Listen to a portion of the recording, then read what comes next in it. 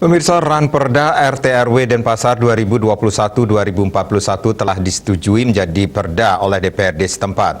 Setelah peraturan ini berlaku efektif, maka semua OPD di lingkungan Pemkot Denpasar dapat melakukan sosialisasi dengan baik kepada masyarakat.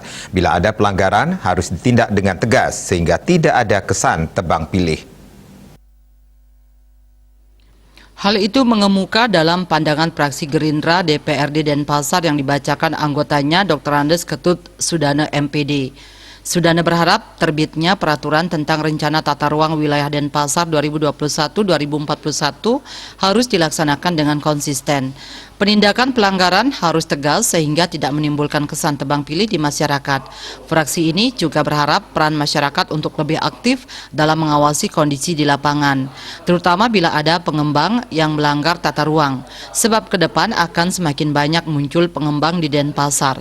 Sementara itu, fraksi PDIP berharap setelah Ranperda ini disetujui, maka eksekutif diminta untuk segera membuat peraturan wali kota tentang rencana detail tata ruang RDTR yang mengatur secara teknis pemanfaatan ruang di Denpasar. Anggota fraksi PDI Perjuangan DPR Denpasar Nyoman Gede Semara Putra mengatakan setelah perda ini diundangkan maka segera bikin perwali tentang RDTR. Asmara Putra, Bali Pos melaporkan.